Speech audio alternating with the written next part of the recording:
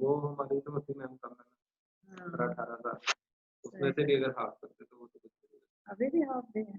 पिछले month half थी ma'am इस मंथ अभी पता नहीं देंगे कब अच्छा कल 9 तारीख होगी अभी तो सही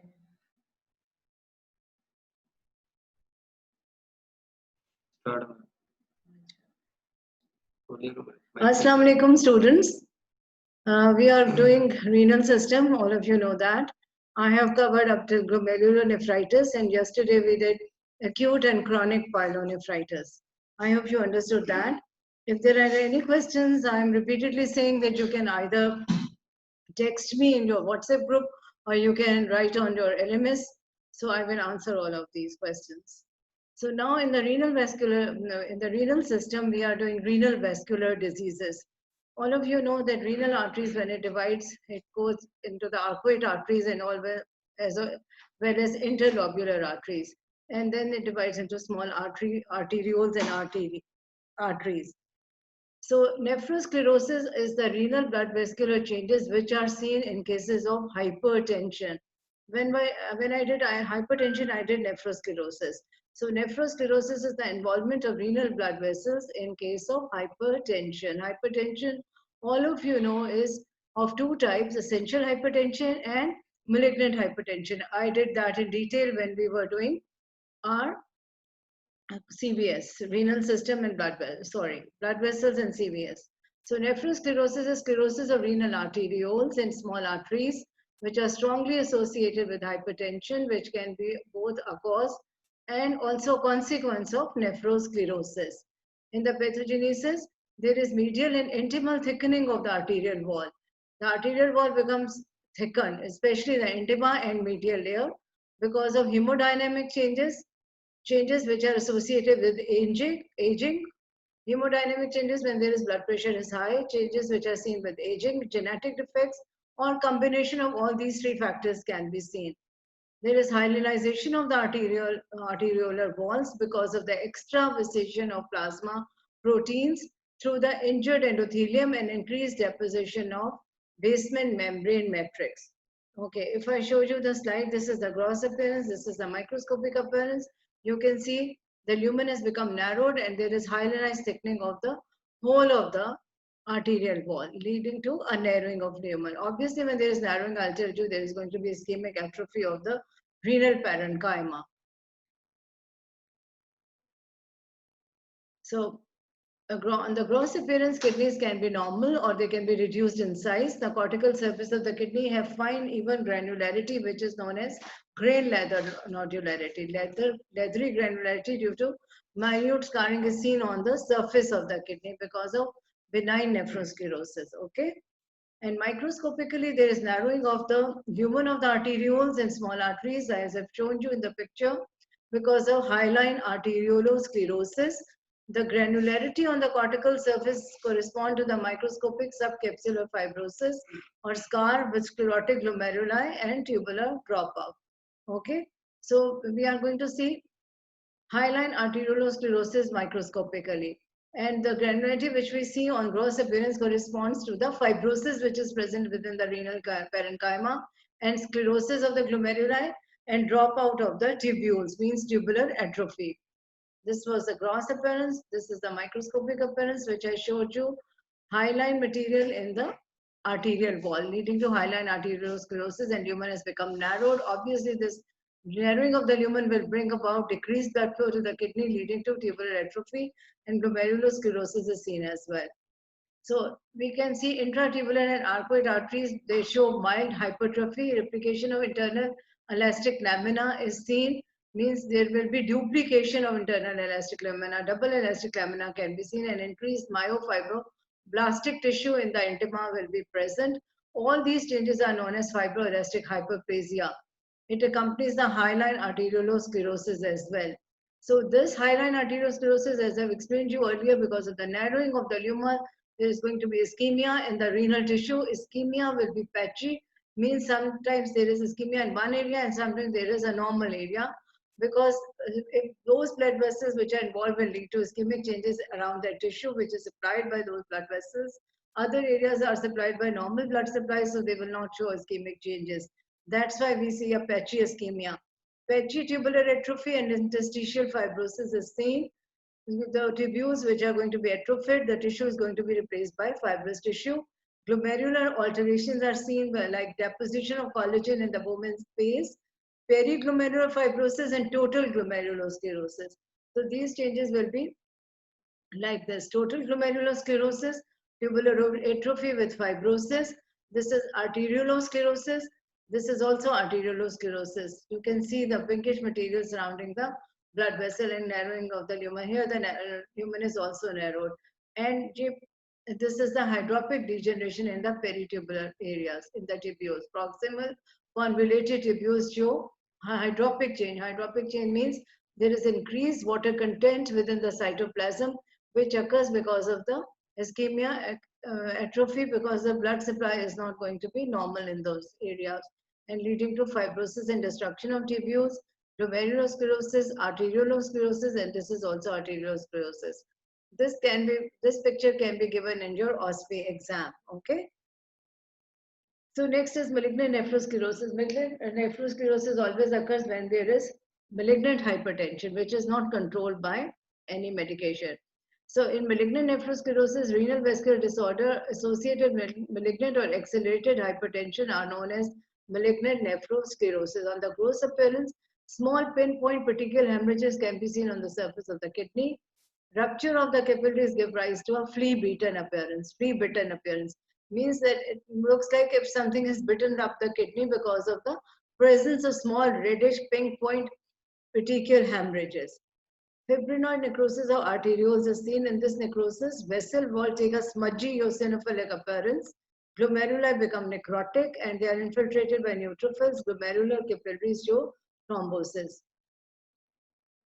This is also known as hyperplastic arteriolitis or onion skinning. In this, interlobular arteries and arterioles show intimal thickening caused by proliferation of elongated, concentrically arranged smooth muscle cells with fine concentric layering of collagen. If you see, this is known as hyaline arteriosclerosis or onion peel appearance as well. This onion is showing like a peel. You can see the rings in the onion. Similarly, there is fibrosis around the arteries in an onion skin appearance. So this is known as malignant nephrosclerosis, showing onion peel appearance of the arteries. Okay. So there is going to be intimal thickening caused by proliferation of elongated, concentrically arranged smooth muscle cells with fine concentric layering of collagen. Deposition of proteoglycans in plasma proteins give rise to concentric appearance, which is called hyperplastic arteriolitis or onion skinning. This leads to atrophic ischemia because of atrophy. Ischemic atrophy of the area which is going to supply that area. Okay. So onion skinning or hyperplastic arteriolitis is seen in malignant nephrosclerosis leading to ischemic atrophy of the renal tissue. Next is the congenital developmental anomalies. आज इसमें picture नहीं आ रही किसी की भी, pictures नहीं आ रहे किसी की भी, वीडियो. Congenital developmental anomalies. इधर जो आती है साइड में, रहने दो, मैं स्टार्ट नहीं करने दो, करते हैं. तो आप करते हैं, अगर करवाना चाहे तो करवा सकते हैं. अच्छा, चलो ठीक है. Okay. Congenital developmental anomalies which are seen in the kidney is agenesis of the kidney, hypoplasia of the kidney, ectopic kidneys, horseshoe kidneys. Agenesis means the kidneys are not developed at all, and this is not compatible with life. Hypoplasia of the kidneys are smaller in size, they develop smaller. Ectopic kidneys means the kidneys are not located at the normal position where they should be. They are located somewhere else at tissues which are not normal, where they are normally present, they are not normally present there, and they are present elsewhere in the body. This is called ectopic kidneys. And horseshoe-shaped kidneys means the upper or lower pole of the kidneys are joined together, giving it a horseshoe-shaped appearance. Instead of two separate kidneys, you have one large kidney which is joined either at the upper or lower pole, making it a horseshoe-shaped appearance. Okay. Horseshoe-shaped appearance kidneys are mostly normal. Their function is normal. Ectopic kidneys can have a normal or abnormal function. Hypoplasia, they are smaller kidneys. Agenesis, no kidneys develop. Okay. So next is the polycystic kidney diseases. Polycystic kidney disease is autosomal dominant adult polycystic kidney disease, autosomal recessive childhood polycystic kidney disease, medullary cystic disease, which is called medullary sponge kidney or nephrophthisis, acquired dialysis associated cyst. Dialysis is a condition which is done in those individuals in which renal function is not going on. There is end stage renal disease and the patient undergo dialysis. Dialysis is a machine in which the person's blood is pumped out of the body, and the dialysis machine is going to remove the waste products of the body, which is the normal function of the kidney done in the normal people. Okay, so this is the dialysis associated cystic changes can be seen in the kidney. So localized simple renal cysts can be there, glomerular cystic diseases can be there, or extra parenchymal renal cysts can develop as well. So I'm going to go through this chart. This is adult polycystic kidney disease. This is autosomal dominant. Osama Hamid is raising hand. Osama, I'm going to unmute you later after I finish, okay? So you can ask the questions or you can write it in your inbox as well right now.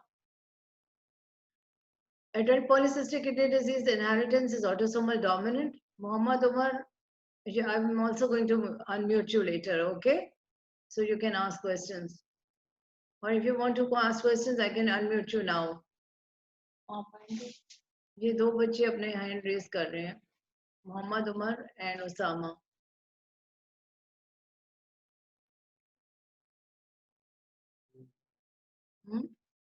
लिखा आ रहा था जी, यहाँ पे नहीं hand raise आ रहे, वहाँ आ रहे थे.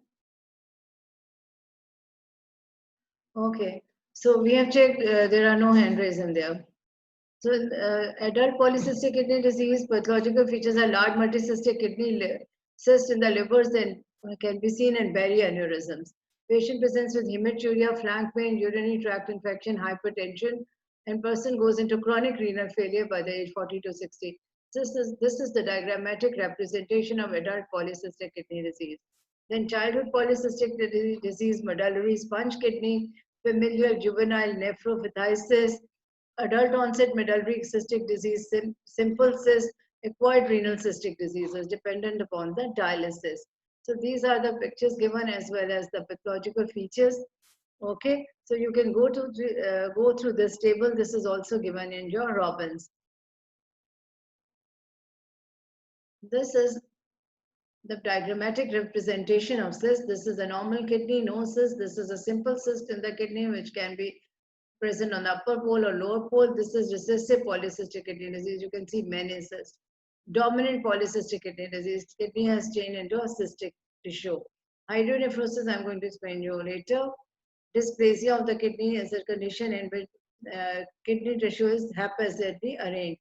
This is medullary sponge kidney, medullary ureteric kidney, and dialysis associated cysts in the kidneys can be seen. This is the other diagrammatic representation. Here you can see the gross appearance of the multicystic kidney, cystic disease of the kidney. This is the gross appearance. This is the cut section of the same specimen. This is also cut section. And small cysts can also be seen in the lung tissue as well in this case. Again, you can see small cysts present in the kidney in medullary cystic disease of the kidney. Okay. So cystic disease, you are going to do rest on your own. Okay. So if there are any questions, you can ask me later or you can ask me after the lecture. I've shown you this chart which is telling you the inheritance, how the kidneys are going to be presented, clinical features and complication, typical outcome and diagrammatic representation, which I have already shown you. So next very important topic is hydronephrosis. Hydronephrosis of the kidney is a very important topic because it is very important from your VIVA point of view, from your OSPE point of view, from your SCQs and MCQs. Hydronephrosis occurs because of the obstructive lesion of the urinary tract, which lead to increased susceptibility to infection and urinary tract obstruction. Unrelieved obstruction leads to permanent renal atrophy, referred to as hydronephrosis or obstructive uropathy. So hydronephrosis is a condition in which there is going to be loss of renal parenchyma. The person will become more susceptible to infection, and it mostly results is a result of urinary tract obstruction. So if there is this obstruction is not going to be relieved, there is going to be permanent renal atrophy of the renal parenchyma, leading to hydronephrosis of the kidney, or the other name is given obstructive uropathy. The causes of obstruction of the urinary passages are congenital anomalies. The ureters are not developed properly, leading to congenital anomalies. Urinary calculi. Urinary calculi are stones in the kidney, which can obstruct to the urinary outflow from the renal pelvis into the ureter. Tumors pressing on the ureter.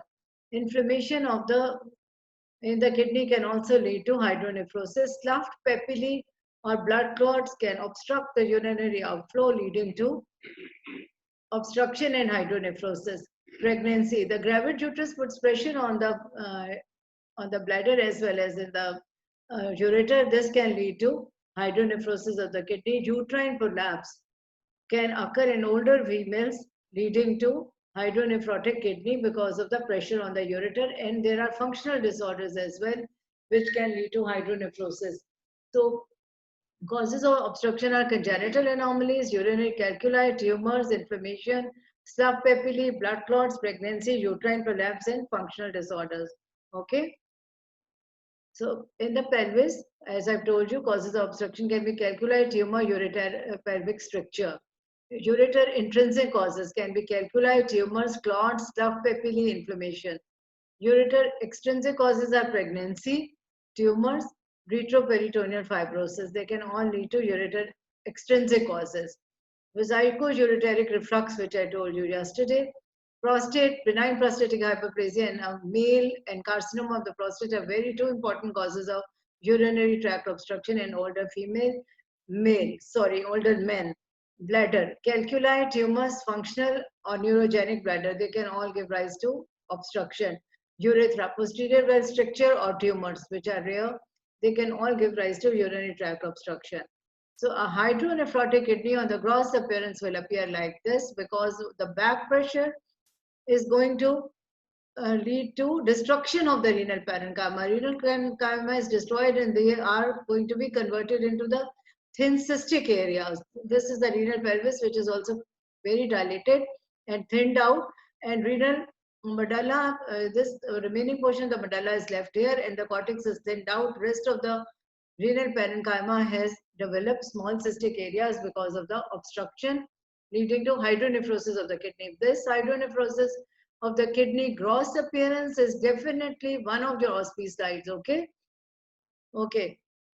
So you remember this slide, but I can give any other slide as well, but showing hydronephrosis like this. This is another cut section of the kidney showing hydronephrotic kidney. Or this is the same kidney showing hydronephrosis of the kidney, gross appearance, cut section, marked dilatation of the renal pelvis. As I said, calyces and thinning of the parenchyma. Okay. यहाँ पे भी calyces destroy हो गई, thinning of the parenchyma.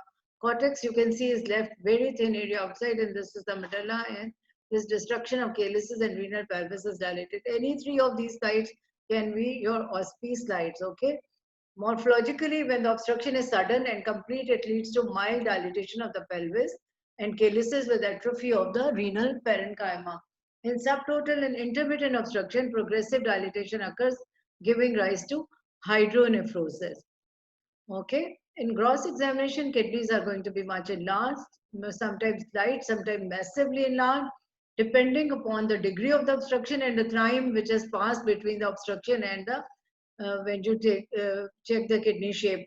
Okay, it starts with simple dilatation of the renal pelvis and calyces, and later renal parenchyma is going to be destroyed, showing markedly dilated pelvis and calyces with fluid accumulation, and these fluid filled cysts are present. They look like fluid filled cysts, but they are in fact destroyed renal parenchyma. I showed you the causes of obstruction. I showed you this slide, and I've told you morphologically the kidneys can be of the normal size, or they can be massively enlarged, or because depending upon the degree of obstruction and the time at which they are going to be seen. It starts with a simple dilatation of the pelvis, and later there is going to be dilatation of the renal pelvis and calyces. The renal parenchyma is destroyed and calyces have fluid accumulation, and these look like fluid-filled cyst, as I've shown you in this diagram. This is also all the cysts containing fluid hydronephrosis of the kidney. This is also the same picture, but the arrows are showing papillae which are dilated and thinned out renal papillae. Pelvis is dilated and thinned out renal cortex and medulla as well. Okay, I hope this is clear. In massive lesion, kidney becomes a thin walled cystic structure which measures 15 to 20 centimeter in diameter. With parenchymal atrophy, total obliteration of pyramids and thinning of cortex is seen. So in the advanced cases, the kidney becomes totally in a cystic-like structure and fluid-filled cyst are seen. It becomes very large, 15 to 20 centimeter diameter. Normal kidney usually measures between 9 to 10 centimeter in diameter. There is going to be parenchymal atrophy as well. Total obliteration of the pyramids and thinning of the cortex is seen. Microscopically, there is marked interstitial inflammation, later cortical tubular atrophy, and marked interstitial fibrosis are seen as well. And the patient goes into a end-stage renal disease because there is going to be destruction of the renal parenchyma, both tubules and glomeruli. Clinically, patients have pain at the renal angle, inability to concentrate urine. There is going to be polyuria, nocturia, and later oliguria. After relief of the obstruction, post-obstructive diuresis occurs, and when the renal parenchyma is completely destroyed, it leads to end-stage renal disease. Okay. Sometimes this obstruction is because of the stone, and these stones are called Stagen calculi, which I'm going to do it now. So I hope urinary tract obstruction hydronephrosis is clear as it is your examination slide, OSPE slides, and this can be asked in your Viva exam or OSPE or SCQs. Next is the renal calculi. Renal calculi or urolithiasis, stone formation in the kidney. Kidney stones are known as urolithiasis or renal calculi. Urolithiasis or kidney stones can be seen in 5 to 10% of people. Men are more affected than women. The peak age is between 20 to 30 years of age. Those people who drink less fluid and have more concentrated urine, these people are more prone to develop renal calculi as compared to those people who drinks lots of fluid. Okay, especially in the areas which are hot climates like our area and other hot climates where the fluid is needed more and there is more fluid is lost during perspiration. And these people need lots of more fluid as compared to other which have got less temperatures. But urinary concentration, if it is a concentrated urine, this concentrate precipitates and it can lead to renal stone formation as well. So drinking lots of fluid is going to prevent everyone from development of renal calculi or renal stones. That's why we say the adult has to drink at least 8 to 16 glasses of water per day, especially in the hot climate. So the peak age at the development of these renal stones is between 20 to 30 years of age. Men are affected more commonly than women. Inborn error of metabolism, like cystinuria, primary hyperoxaluria, and hereditary causes, they are all characterized by excessive production and excretion of the stone-forming substances. So there are certain inborn error of metabolism in like cystinuria, primary hyperoxaluria. They are hereditary, characterized by excessive production and excretion of stone-forming substances. Etiology and pathogenesis. There are 4 main types of renal calculi: calcium stones, triple stone, which are also known as true white stones, uric acid stones, and cystine stones. The calcium stones. 70% of the stones are of the calcium stones type. These are composed of calcium oxalate mixed with calcium phosphate.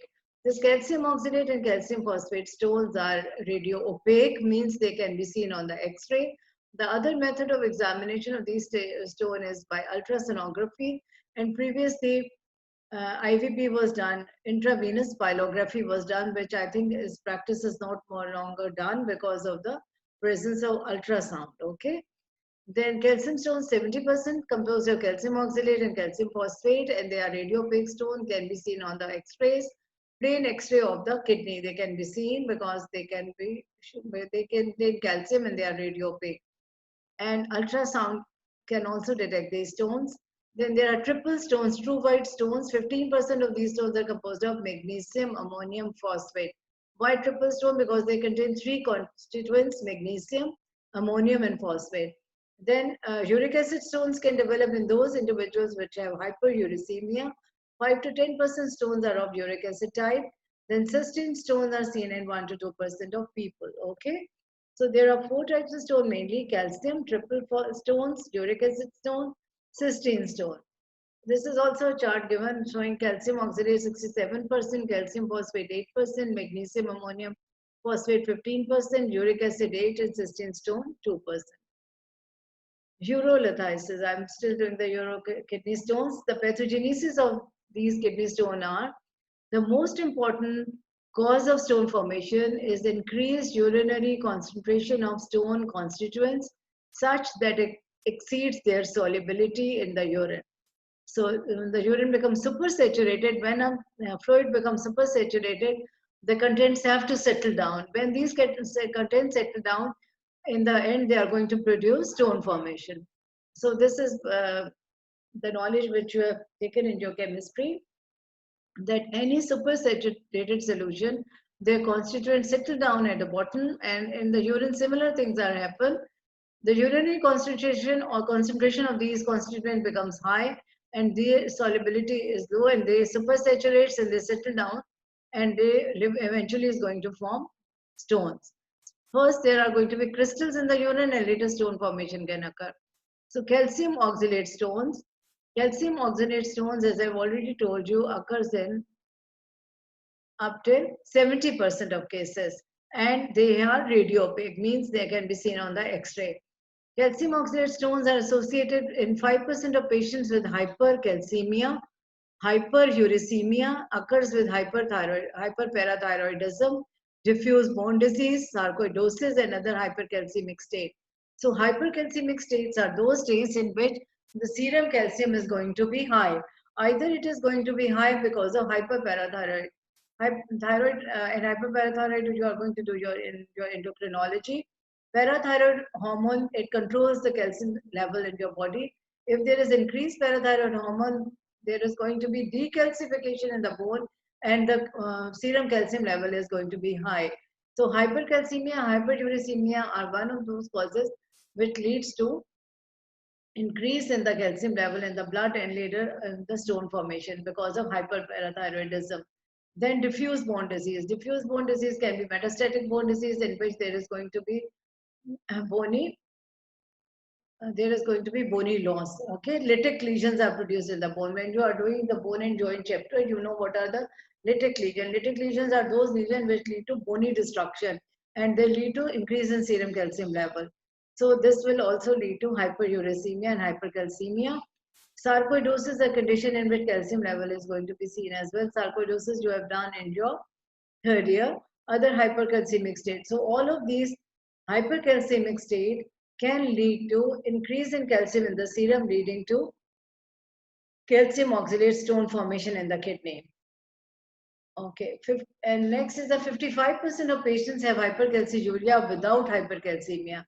So one cause which I told you is because of hypercalcemia seen in 5% of patients because of hyperparathyroidism, diffuse bone disease, sarcoidosis, or other hypercalcemic state. But in 55% of cases, there is hypercalciuria, means more calcium is going to be secreted out of the urine without increasing the serum calcium level. And this is caused by increased absorption of calcium from the intestine, or an intrinsic impairment in the renal tubular reabsorption of calcium, or idiopathic hypercalciuria with normal parathyroid function. So why patient is getting hypercalciuria? Why increased calcium is secreting out of the urine when the serum calcium level is normal? Because it is absorbed more from the intestine, number one, or there is number two, an impairment in the tubular reabsorption of calcium, or idiopathic hypercalciuria. Idiopathic means when there is no cause is known and normal parathyroid function is there. I've told you the normal function of parathyroid gland is to maintain the serum calcium level. But in cases of hyperparathyroidism, as I've already told you, serum calcium level becomes high and leading to calcium stone formation. But in this case, Parathyroid hormone is never normal, but idiopathically, without knowing any cause, there is hypercalciuria. 20 and next is that 20% of calcium oxalate stones are associated with or without hypercalciuria. So in some 20% of people, stones still develop whether there is normal calcium level in the serum or normal calcium level in the urine. Okay. In some cases, no cause can be seen, and these causes are known as idiopathic, or they are unknown causes. Idiopathic means unknown cause. Okay, I hope it's clear. Next is the magnesium ammonium phosphate stones. Magnesium ammonium phosphate stones are called triple stone, the struvite stone as well. They are formed after infections by urea splitting organisms. Urea splitting organisms are Proteus and Staphylococci. You know, the Proteus gives a swarming growth on the clade media. You have done it in your third year. And urea splitting organism like Proteus and Staphylococci, which convert urea to ammonia. The resultant alkaline urine causes precipitation of magnesium ammonium phosphate salts.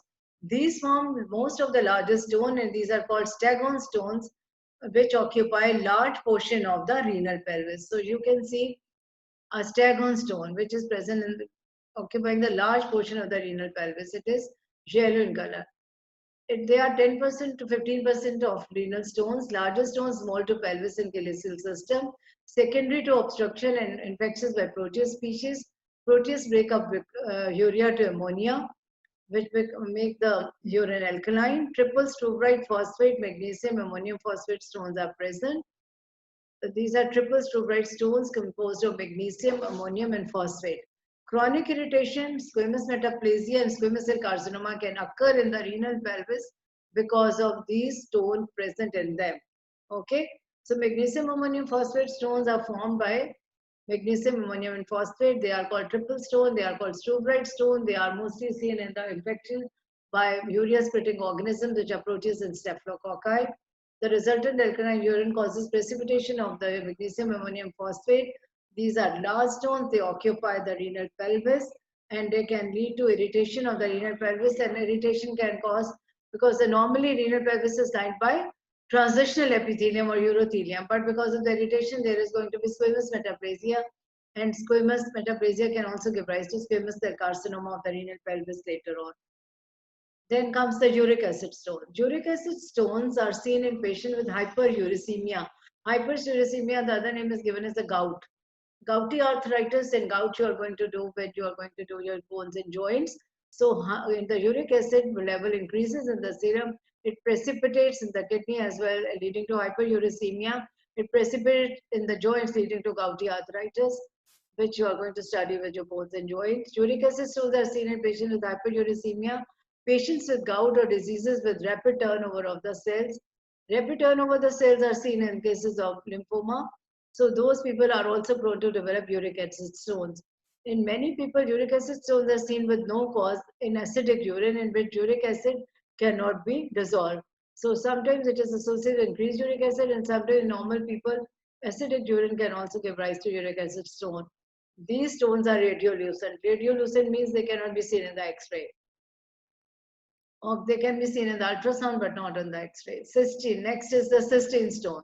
Cystine stone are caused by genetic defects in the renal absorption of amino acids, including cystine. These stones are formed at the low urinary pH, means they are formed more in the acidic urine. Okay.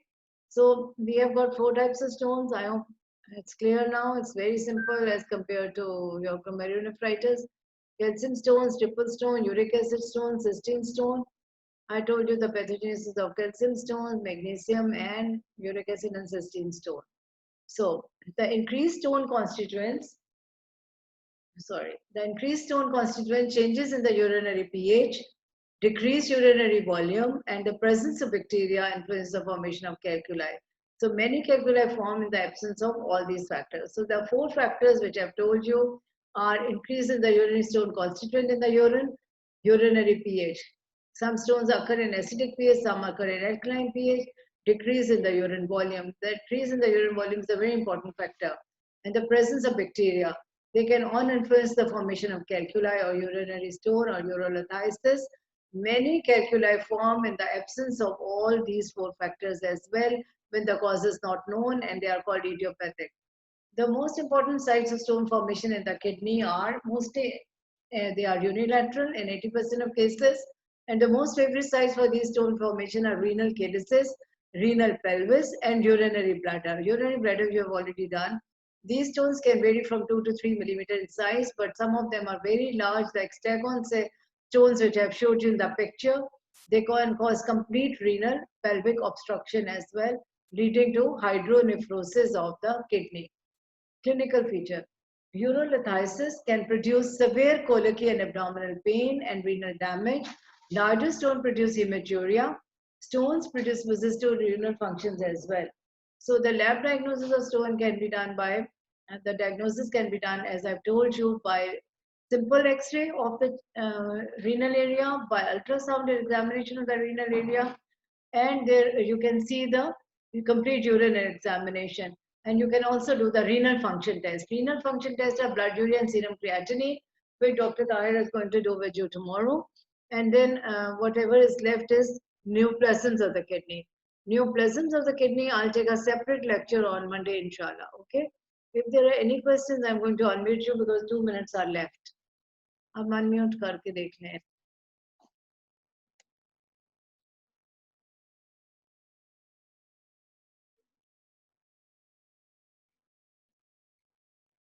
वो जो लड़के कर रहे थे उनके नाम क्या थे वो करते हैं. Anyone wants to ask any question, please raise your hands. We have still left with 2-3 minutes. Anyone? सबको unmute कर दो. सबको unmute कर दो. अच्छा. और अनम्यूट ऑप्शन अब स्टूडेंट्स के पास होती है जब तक वो खुद नहीं करेंगे अपने आप unmute. Okay, so I think nobody wants to ask any question. If still there are any questions, you can tell me on your WhatsApp group or you can write in LMS. Okay, so I'll see you on Monday. Thank you. See you. I'll talk to you on Monday. Thank you.